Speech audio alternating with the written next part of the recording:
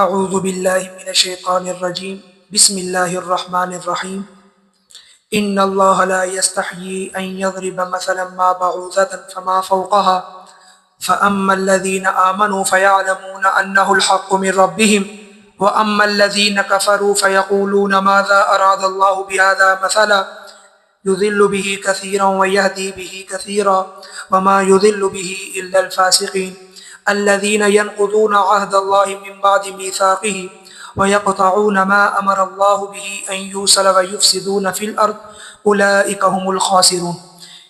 اب ترجمہ سنیے۔ ان اللہ لا یستحیی، بے شک اللہ تعالیٰ نہیں شرماتا، ان یضرب مثلا ما بعوضة فما فوقها، اس بات سے کہ بیان کرے مثال مچھر کی یا اس سے بڑی۔ فَأَمَّا الَّذِينَ آمَنُوا، بہرحال جو لوگ ایمان لائے، فَيَعْلَمُونَ، وہ جانتے ہیں، أَنَّهُ الْحَقُّ مِن رَبِّهِمْ، کہ یہ حق ہے ان کے رب کی طرف سے۔ وَأَمَّا الَّذِينَ كَفَرُوا، اور وہ لوگ جنہوں نے کفر کیا، فَيَقُولُونَ، بس وہ کہتے ہیں، مَاذَا أَرَادَ اللَّهُ بِهَذَا مَثَلًا، کیا ارادہ کیا اللہ تعالیٰ نے اس مثال کے ساتھ۔ يُضِلُّ بِهِ كَثِيرًا، اللہ تعالیٰ گمراہ کرتا ہے اس کے سبب بہتوں کو، وَيَهْدِي بِهِ كَثِيرًا، اور ہدایت دیتا ہے اس کے سبب سے بہتوں کو۔ وَمَا يُضِلُّ بِهِ إِلَّا الْفَاسِقِينَ، اور نہیں گمراہ کرتا اس کے سبب سے مگر فاسقوں کو۔ الَّذِينَ يَنقُضُونَ، وہ جو توڑتے ہیں، عہد اللہ، اللہ تعالیٰ کے عہد کو، من بعد میثاقہ، اس کو مضبوط کرنے کے بعد، وَيَقْطَعُونَ، اور قطع کرتے ہیں، ما امر اللہ، اس چیز کو جو اللہ نے جوڑنے کا حکم دیا ہے، ان یوصل ویفسدون فی الارض، اور زمین میں فساد کرتے ہیں۔ اولئک هم الخاسرون، یہی لوگ نقصان اٹھانے والے ہیں۔ اللہ تبارک و تعالیٰ نے پچھلی آیتوں میں اللہ تعالیٰ نے قرآن مجید کی حقانیت، صداقت اور اس کے منزل من اللہ ہونے کی اور حضور صلی اللہ علیہ وسلم کی رسالت کا ذکر کیا تھا۔ اس سے پہلے توحید اور شرک کے متعلق بیان کیا تھا۔ لوگوں کے اس خیال کی تردید تھی کہ یہ قرآن خدا تعالیٰ کا کلام نہیں ہے بلکہ نبی کریم صلی اللہ علیہ وسلم کا اپنا وضع کردہ ہے، اور پھر اسی ضمن میں قرآن مجید نے چیلنج کا ذکر کیا کہ اگر تمہیں اس کے منزل من اللہ ہونے میں کسی قسم کا شک و شبہ ہے تو اس جیسی ایک ہی صورت بنا کر لاؤ۔ اس کے ساتھ پیشن گوئی کر دی گئی تھی، قیامت تک تم اس قرآن کی مثل نہیں لا سکو گے۔ لہٰذا یاد رکھو، جب ایسا کلام پیش کرنا انسانی طاقت سے باہر ہے تو پھر اس کلام سے انکار کا نتیجہ یہ ہوگا کہ تم ایسی دوزخ میں ڈالے جاؤ گے جس کا ایندھن انسان اور پتھر ہوں گے۔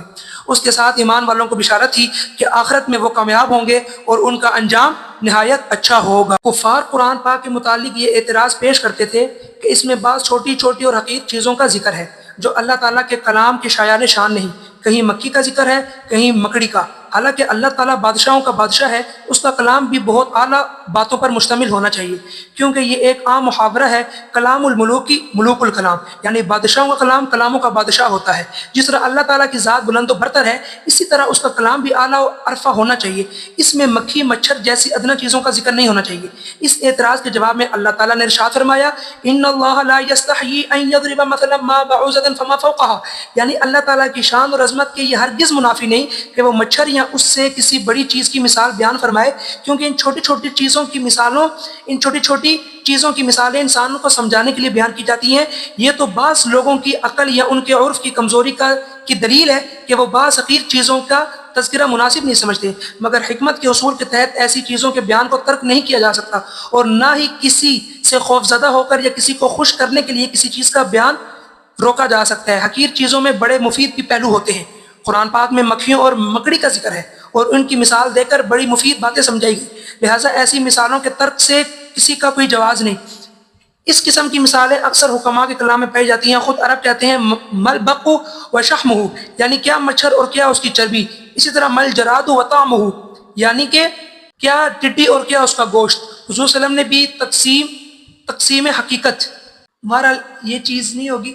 اچھا، مسند احمد اور ابن ماجہ اور ترمذی شریف میں آتا ہے، لو کانت الدنیا تزین عند اللہ جناح بعوضۃ ما سقا کافرا منها قطرۃ ابدا، یعنی اگر اللہ تعالیٰ کے ہاں دنیا کی قدر و قیمت ایک مچھر کے پر کے برابر ہوتی تو کسی کافر کو ایک گھونٹ پانی کبھی بھی عطا نہ ہوتا، کیونکہ وہ خدا تعالیٰ کا نافرمان ہے۔ یہ مچھر کی مثال آپ نے اس لیے بیان فرمائی کہ ساری دنیا کی قیمت اللہ تعالیٰ کے نزدیک اتنی بھی نہیں جتنی مچھر کے پر کی ہوتی ہے۔ اسی لیے تو کفار اس دنیا میں آرام و عیش کی زندگی بسر کرتے ہیں، اللہ تعالیٰ کے نزدیک یہ کچھ نہیں۔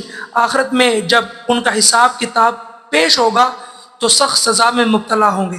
مسلم شریف میں آتا ہے کہ ام سلیم رضی اللہ تعالی عنہ حضور صلی اللہ علیہ وسلم سے مسئلہ دریافت کیا اور تمہید کے طور پر عرض کیا، ان اللہ لا یستحی من الحق، یعنی اللہ تعالیٰ تو حق بات سے نہیں شرماتے۔ میں آپ سے مسئلہ دریافت کرنا چاہتی ہوں، کیا عورت کو بدخوابی ہو جائے تو اس پر غسل واجب ہوتا ہے یا نہیں؟ حضور صلی اللہ علیہ وسلم نے فرمایا، نعم یا ام سلیم اذا رأت الماء، ہاں جب مادہ خارج ہو جائے تو اس پر غسل آتا ہے، جس طرح مرد کو اطلاق ہوتا ہے اسی طرح عورت کو بھی بدخوابی ہوتی ہے۔ الغرض اس میں بھی یہی الفاظ آئے ہیں کہ اللہ تعالیٰ حق بات کو ظاہر کرنے سے نہیں شرماتا۔ تو یہ چیزیں بڑی ہی عام اور فہم ہیں۔ فرمایا جب اللہ تعالیٰ اس قسم کی مثالیں بیان فرماتے ہیں تو مومن اور کافر پر ان کے مختلف اثرات مرتب ہوتے ہیں۔ فَأَمَّا الَّذِينَ آمَنُوا فَيَعْلَمُونَ أَنَّهُ الْحَقُّ مِنْ رَبِّهِمْ، ایماندار لوگ بخوبی جانتے ہیں کہ یہ چھوٹی چھوٹی مثالیں بے معنی نہیں ہیں، بلکہ یہ ان کے رب کی طرف سے حق ہے، ان کا بیان کرنا حکمت کے منافی نہیں، لہٰذا وہ ان سے برا نہیں مانتے۔ وَأَمَّا الَّذِينَ كَفَرُوا، اور جن لوگوں نے کفر کیا، فَيَقُولُونَ، پس وہ کہتے ہیں، ماذا اراد اللہ بہذا مثلا، اللہ تعالیٰ نے اس مثال کے ساتھ کیا ارادہ کیا ہے؟ وہ لوگ طعن کرتے ہیں، یعنی وہ مذاق اڑاتے ہیں بطور استہزاء اور تحقیر کے، کہتے ہیں کہ ایسی معمولی چیزوں کی مثال بیان کرنے سے اللہ تعالیٰ کو کیا حاصل ہوا؟ اگر مثال ہی بیان کرنا تھی تو کسی اعلیٰ چیز کی مثال بیان کرتے، مکھی اور مچھر کی مثال کی کیا حیثیت ہے؟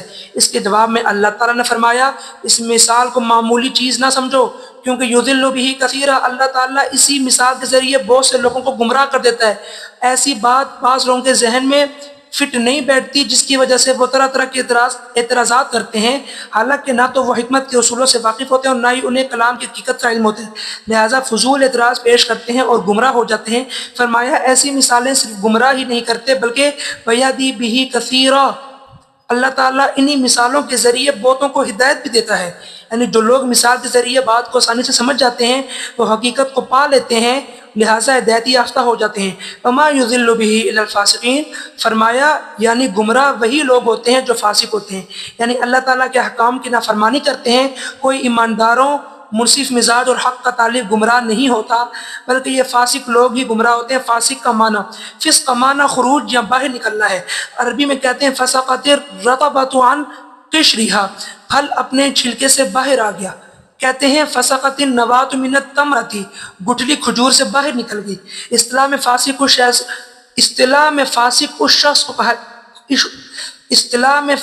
شخص کو کہتے ہیں جو اللہ تعالیٰ کی اطاعت سے باہر نکل جاتا ہے۔ شریعت کے عرف میں فاسق کے دونوں معنی استعمال ہوتے ہیں۔ پہلے معنی میں فاسق اس شخص کو کہتے ہیں جو دل میں ایمان موجود ہے مگر وہ اطاعت کی بجائے صغیرہ یا کبیرہ گناہ کا مرتکب ہوتا ہے۔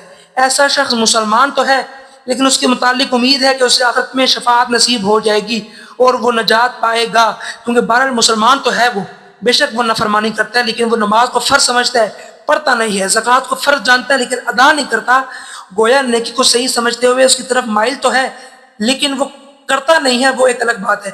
شریعت کی اصطلاح میں فاسق کہلاتا ہے۔ دوسری قسم کا فاسق وہ ہے جو کفر میں حد سے بڑھ جائے، سرکش ہو جائے، جیسا کہ اعتقادی منافقوں یا سخت کافروں کے متعلق فرمایا تھا، اولئک هم الفاسقون، ان یہودیوں کو فاسق کہا گیا جو بڑے سرکش، ضدی اور نافرمان تھے اور کفر میں بڑے پکے تھے، لہٰذا یہ دونوں معنی قرآن میں استعمال ہوئے ہیں۔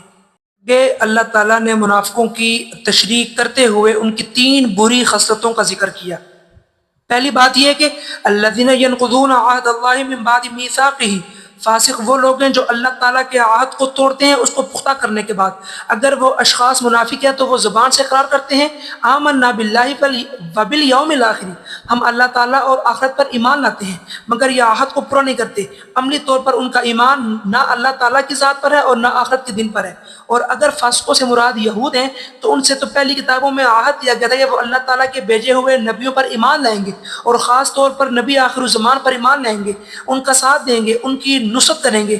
نیز یہ بھی کہ اللہ تعالیٰ نے ان پر جو ہدایت نازل فرمائی اسے چھپائیں گے نہیں بلکہ ظاہر کریں گے، مگر ان لوگوں نے اس عہد کو توڑ دیا، لہذا یہ فاسقوں کی پہلی خصلت تھی جو کہ انہوں نے اللہ کے ساتھ جو عہد کیا تھا اس کو توڑ دیا، یہ پہلی خصلت ہے۔ دوسری خصلت ساتھ ہی فرمائی کہ قطع رحمی، وہ کیا ہے؟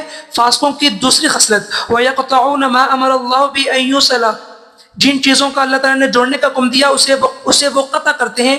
اللہ تعالیٰ نے تو قرابتوں کے ساتھ، قرابت داروں کے ساتھ صلہ رحمی کا حکم دیا ہے، مگر یہ اس کے برخلاف قطع رحمی کے مرتکب ہوتے ہیں۔ جیسے کافروں کے متعلق فرمایا کہ وہ قطع رحمی کرتے ہیں کسی مومن کے بارے میں، نہ تو عہد و پیمان کا خیال رکھتے ہیں نہ ہی قرابت داری کا، بلکہ ہر اس چیز کی یعنی وہ ایذا پہنچاتے ہیں مسلمانوں کو، اپنے قرابت داروں کو، وہ کسی چیز کا لحاظ نہیں رکھتے۔ پھر اللہ تبارک و تعالیٰ نے فرمایا کہ صلہ رحمی کیا ہے؟ یعنی اللہ تعالیٰ نے صلہ رحمی کی بہت تاکید فرمائی ہے۔ رحم یعنی قرابت داری کو اپنے نام رحمان سے نکالا ہے۔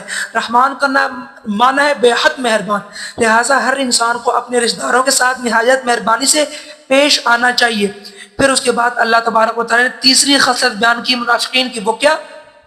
وَيُفْسِدُونَ فِي الْأَرْضِ، اور وہ زمین میں فساد پھیلاتے ہیں۔ فساد کرنے کا مطلب یہ ہے کہ یہود و نصارہ کافر لوگوں کو ایمان سے متنفر بناتے ہیں، ان کی کوشش یہ ہوتی ہے کہ لوگ ایمان نہ لیں، اس لیے وہ اعتراض کرتے ہیں کہ قرآن پاک اللہ کا کلام نہیں، کیونکہ اس میں مکھی اور مچھر جیسی حقیر چیزوں کی مثالیں بیان کی گئی ہیں۔ یہی وہ پروپیگنڈا ہے جس کی بدولت وہ لوگوں کو ایمان سے دور رکھتے ہیں اور اسی کے ذریعے فساد فی الارض کرتے ہیں۔ لہٰذا امام بیضاوی رحمہ اللہ نے فرمایا کہ کفر، شرک اور شرع کو خراب کرنا، اللہ تعالیٰ کے قوانین کی خلاف ورزی کرنا فساد فی الارض ہے۔ اچھا، اب اس کے بعد فاسقوں کی علامت بیان کرنے کے بعد فرمایا اولئک هم الخاسرون، یہی لوگ خسارہ پانے والے ہیں، ناکام ہیں، نامراد ہیں۔ یہی لوگ ایسے ہیں کہ جن کی خصلتوں کی وجہ سے دنیا بھی ان کی ناکام ہے، کیونکہ فساد فی الارض کی بدولت دنیا میں امن و سکون پیدا نہیں ہو سکتا، لہٰذا طرح طرح کی پریشانیوں میں مبتلا رہیں گے اور آخرت میں ہمیشہ کے لیے ناکامی کا منہ دیکھنا پڑے گا۔ خسرت دنیا والآخرہ ذالک هو الخسران المبین، یہ دنیا اور آخرت میں ہی ناکامی کی جگہ ہے ان کے لیے، اور یہ بھی بہت بڑی ناکامی ہے ان کے لیے اور واضح ناکامی ہے۔ لہٰذا اللہ تبارک و تعالی ہمیں ان سے بچائے اور ہمیں ان میں ہمارا شمار ان میں نہ کرے بلکہ ہمارا شمار ان میں کرے۔